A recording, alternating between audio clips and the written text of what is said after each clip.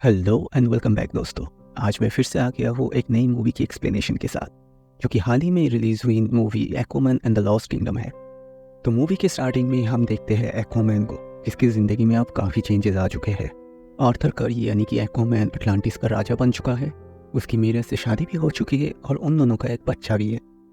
और यहाँ पर हम ये देखते हैं कि आर्थर अटलांटिस की ड्यूटीज़ को संभालने के साथ साथ अपनी फैमिली को भी बहुत अच्छी तरफ संभाल रहा है। नेक्स्ट सीन पे हम इस मूवी के विलेन को भी देखते हैं, जिसका नाम है ब्लैक मांटा। और हम सबको पता है कि एक्वामैन 1 में ब्लैक मांटा के फादर की डेथ हो जाती है और उसके जिम्मेदार वो आर्थर को ही मानता है। और इसीलिए इस मूवी में भी वो आर्थर यानी कि एक्वामैन से बदला लेने के बारे में सोचता रहता है और वो उपाय ढूंढ रहा होता है कि कैसे वो आर्थर और उसकी फैमिली को मार सके।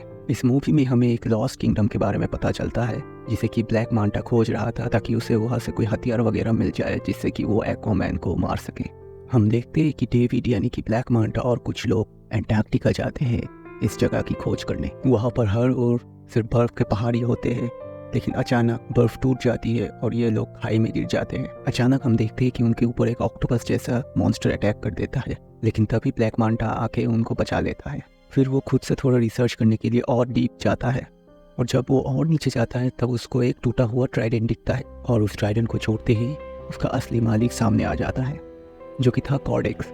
और वो ब्लैक मांटा से कहता है कि अगर तुम इस कॉर्डेक्स को विल्ड करते हो तो तुम बहुत पावरफुल हो जाओगे, तुम जो चाहो वो कर सकते हो, यानी कि एक्वामैन को भी हरा सकते हो। अब कॉर्डेक्स डेविड यानी कि ब्लैक मांटा के माइंड को कंट्रोल करते रहता है और उसने वापस आने का ये प्लान बनाया था कि अगर वो ग्लोबल वार्मिंग के इफेक्ट्स को बढ़ा सकते हैं, फिर जिन राज्यों में ये लोग जमे हुए थे बर्फ के अंदर, वो बर्फ पिघलने के बाद ये लोग वापस आ सकते हैं, उनका राज्य फिर से खड़ा हो जाएगा। इस काम को करने के लिए बहुत ज्यादा ग्लोबल वार्मिंग पैदा करनी पड़ेगी, इसीलिए ये लोग ढूंढ रहे थे ऑरिकैलकम।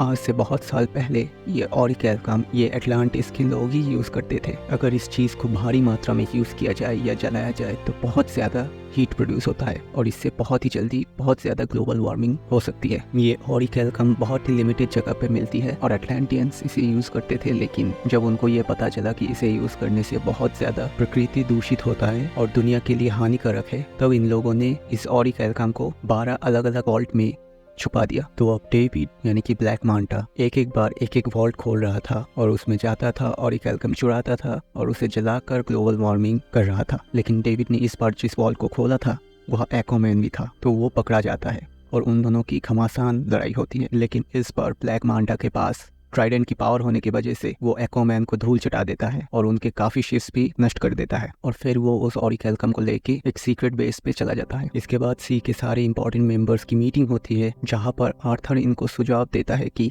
इस पानी की दुनिया के बारे में आर्थर का छोटा भाई ऑर्मकरी उसको ज्यादा पता है और उसे ही पता होगा कि ये लोग कहाँ जाके छुप गए हैं, लेकिन उससे बात करने के लिए उसको द लॉस्ट किंगडम में जाना पड़ेगा। हालांकि बाकी 6 राज्यों में डील हुई थी कि ऑर्म को अब कोई नहीं छुड़ाएगा, लेकिन आर्थर कहता है कि ये बात इन लोगों के बीच में ही रहेगी और किसी को पता नहीं चलना चाहिए, क्योंकि ऑर्म से बात करना भी बहुत ज़रूरी है, अदरवाइज दुनिया नष्ट हो सकती है। और ये काम चुपके से करने के लिए एक्वामैन को कुछ नए गैजेट्स भी दिए जाते हैं, जिसमें कि एक नया सूट भी था। इस सूट की खासियत ये है कि ये 1 मिनट के लिए उसको पूरा इनविजिबल बना सकता था। इसके बाद हम देखते हैं कि वो चला जाता है ऑर्म को छुड़ाने के लिए, और जब हम पहली बार ऑर्म को देखते हैं तो लगता है कि कोई कुपोषित व्यक्ति है और आर्थर उसे कहता है कि मैं तुम्हें यहाँ छुड़ाने आया हूँ, क्योंकि उसे उसकी ज़रूरत है, क्योंकि पृथ्वी पर एक ब्लैक मांटा नामक व्यक्ति ने हमला कर दिया है और उसे ढूंढने के लिए उसे उसकी मदद चाहिए। इतने में ही वहाँ के गार्ड्स इन पे हमला कर देते हैं और ये 2 अद्भुत क्रिएचर पे बैठ के भाग रहे होते हैं। ये लोग भागते भागते दूर पहुँच जाते हैं, लेकिन वहाँ और भी गार्ड्स आ जाते हैं। तभी ऑर्म को मिल जाता है समुद्र का पानी और उसकी शक्तियाँ वापस आने लगती है और उसके बाद वहाँ पर हुई एक घमासान लड़ाई। इसके बाद दिखाया जाता है कि ये दोनों मिलके पानी के अंडरवर्ल्ड में जाते हैं ब्लैक मांटा के बारे में पूछताछ करने। फिर वो दोनों भाई सीधा किंगफिश के पास जाते हैं और उससे ब्लैक मांटा के बारे में पूछते हैं। वो उन दोनों को कहता है कि black Manta Pacific volcanic island में मिल सकता है, जो कि साउथ दिशा में है।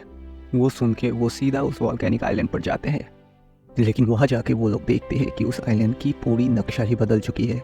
ऐसा लग रहा था कि यहाँ ऑरिकैलकम को जलाकर धुआं फैलाया जा रहा है, जिससे कि चारों ओर म्यूटेशंस हो रहे थे।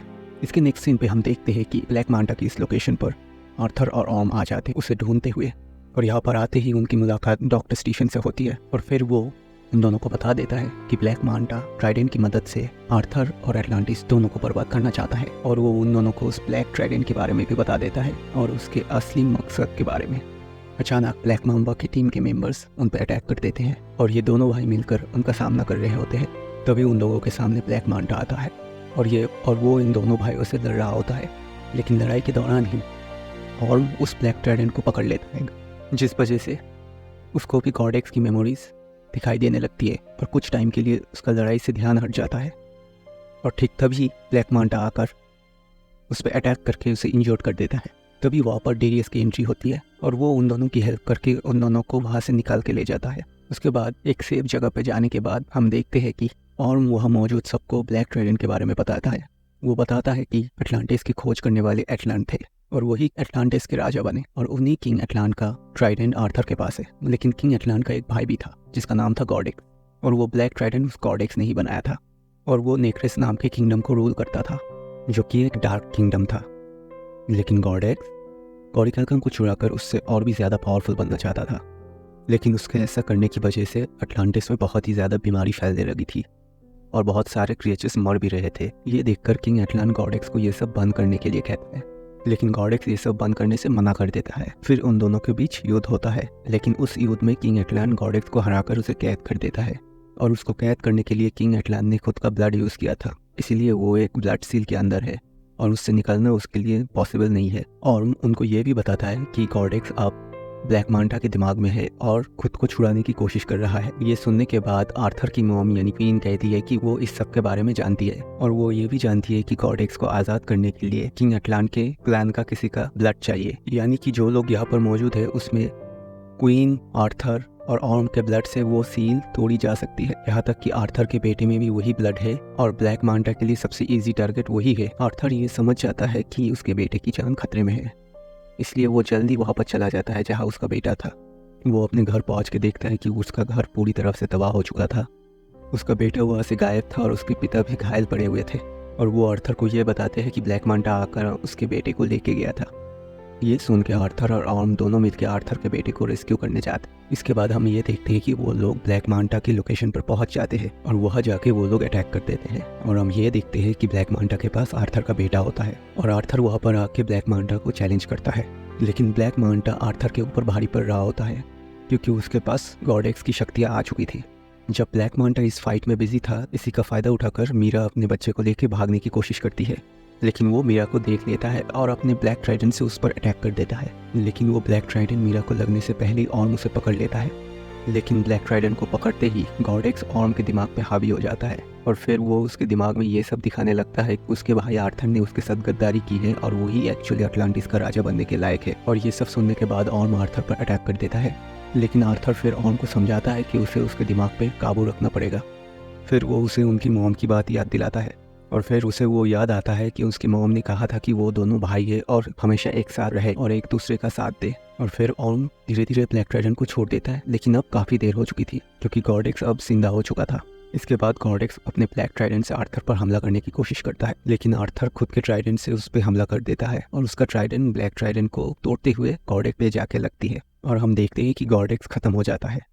और गॉडेक्स खत्म होते ही नेक्रेस नाम की ये जगह धीरे धीरे खत्म होने लगती है। अभी हम देखते हैं कि ब्लैक मांटा नीचे एक जगह फंस चुका है और आर्थर उसे बचाने के लिए अपना हाथ बढ़ाता है, लेकिन ब्लैक मांटा कहता है कि वो उसकी मदद लेने से अच्छा मरना पसंद करेगा क्योंकि वो उतना ही ज़िद्दी था और वो वही दबकर मर जाता है। ये देखने के बाद आर्थर और उसके सारे साथी वहाँ से निकल जाते हैं। इसके बाद हम देखते हैं कि आर्थर ऑर्म से कहता है कि तुम अब आज़ाद हो, तुम्हें अब कहीं भी किसी भी जेल में रहने की कोई ज़रूरत नहीं है और तुमने अपने आप को सुधार लिया है और किसी को भी पता नहीं चलेगा कि तुम जिंदा हो कि मर गए हो। तो कुछ दिन के लिए कहीं पर छुप जाओ और फिर अपनी ज़िंदगी जियो। ये सुनकर ऑर्म आर्थर से ये कहता है कि वो खुश है कि अटलांटिस को आर्थर जैसा राजा मिला जो कि अपने वादे पूरी तरफ से निभाएगा। ये कहकर वो वहाँ से चला जाता है। इसके अगले सीन में हम देखते हैं कि आर्थर यूएन पे जाके भाषण दे रहा होता है, यूएन यानी कि यूनाइटेड नेशंस, और वहाँ पर वो पूरी दुनिया के सामने ये कहता है कि लैंड और अंडर वाटर के लोगों को एक साथ काम करना चाहिए, अपनी टेक्नोलॉजी को मिलाना चाहिए ताकि एक उज्जवल भविष्य बन सके। और इसी के साथ इस मूवी की एंड यहाँ पर ही होती है। अगर आपको हमारी मूवी की एक्सप्लेनेशन अच्छी लगी हो तो लाइक, कमेंट, सब्सक्राइब करना मत भूलना। चलिए मिलते हैं अगली बार, तब तक के लिए बाय बाय।